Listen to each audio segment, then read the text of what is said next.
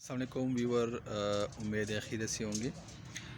मैंने आप लोगों के साथ पार्ट 1 में ये शेयर किया था कि जो हमने नीचे सरिया डाला था राफ्ट फाउंडेशन का, जो बॉटम मैश था उसके हवाले से और जो चेयर थे उसके हवाले से, अब हमने जो टॉप मैश है उसको हमने कंप्लीट किया एज़ पर ड्राइंग।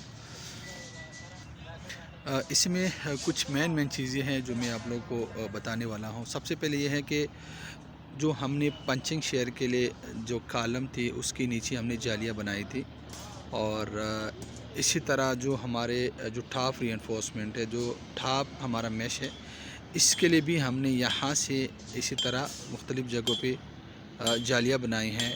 उसको हम एक्स्ट्रा बार भी कहते हैं, लेकिन ये हमारे अपलेट प्रेशर के लिए होते हैं, चूँकि वहाँ पे अगर हमारे कॉलम के ऊपर लोड आता है और इसी तरह इस कॉलम के ऊपर लोड आता है तो इसको नीचे सेटलमेंट की कोशिश करेगा, नीचे गिरने का, और इसके साथ एक ऐसा प्रेशर बनता है।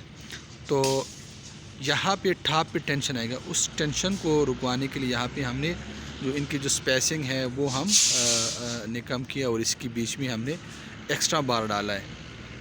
तो इसी तरह हमारा पूरा की पूरा जो टॉप मैश है इसको हमने कंप्लीट किया है। इसी तरह ये हमारे पास ये जो स्पेसिंग है अभी एज़ पर ड्राइंग है, इसमें जो ड्राइंग में मेंशन था 7 इंच बाई 7 इंच, और इसके जो डाया है 500 है वो हमने डाल दिया। इसके बीच में हमने नंबर 4 का जो सरिया है वो हमने डाला है, और इसकी जो स्पेसिंग है वो भी 7 इंच पे था, लेकिन इसके बीच में जो है ये पास से तकरीबन 3.5 इंच समथिंग बना हुआ है सेंटर टू सेंटर।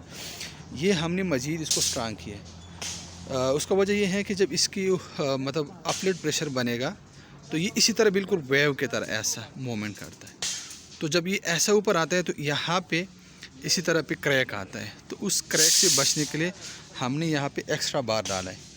और जहाँ पे इसी तरह ये हमने डाला हुआ है, इस तरह वहाँ पे हमने डाला हुआ है, और इसी तरह जहाँ जहाँ पे ड्राइंग में दिया है तो वो हमने डाला है। बेसिकली मैंने आप लोगों के साथ जो बात शेयर करनी थी वो ये कि हमने जो एक्स्ट्रा बार है वो क्यों डालना है। वो इसलिए डाल रहे हैं कि ताकि यहाँ पे जो अपलेट प्रेशर बनेगा उसको कंट्रोल करने के लिए, और यहाँ पे क्रैक आने से रोकने के लिए हम जो है ना एक्स्ट्रा बार डाल लेते हैं। इसी तरह ये हमारे पास कॉलम है, और ये हमने पहले जो है मार्किंग किए हुए हैं, ये देखें, ये हमने पहले से मार्किंग की हुई है, ये देखें। और यहाँ पे हमने एक स्टील की कील लगाई, और इसी के ऊपर हमने इसको मतलब शाकूल प्लम के ज़रिए जो है ना इसको साल आम लैंग्वेज में कहते हैं, उससे हमने इसको करके हमने इसको कराया, और इसी के ऊपर हमने ये स्टेरअप बांधा है। अब ये हमारा कॉलम है। अच्छा, ये जो कॉलम है इसमें नंबर 6 और नंबर 8 का जो है स्टील है। तो इसमें ये है कि हम जो ओवरलैप देते हैं कॉलमों में, तो बेसिकली हमारे पास 4 जोन होते हैं, ये याद रखें। जो बीम तक फासिला है ना, जो स्पैन है, इसको हम 4 हिस्सों में तकसीम करते हैं, ए बी और ए। ये जो बी जोन है इसी के अंदर हम ओवरलैप डाल देते हैं एज़ पर ड्राइंग, जितना भी हो 60D के हिसाब से और 50D के हिसाब से वो हम डाल देते हैं। और इसके जो नीचे हैं यहाँ पे और टॉप पे हम ओवरलैप नहीं देते, क्योंकि यहाँ पे मैक्सिमम शेयर स्ट्रेस होता है। कभी कभार ये है कि जो डिज़ाइनर होता है वो इसमें डाल भी देता है, यहाँ पे बॉटम में भी वो ओवरलैप देता है, लेकिन ये चीज़ ज़्यादा जो मैटर करता है वो करता है हाई राइज़ में।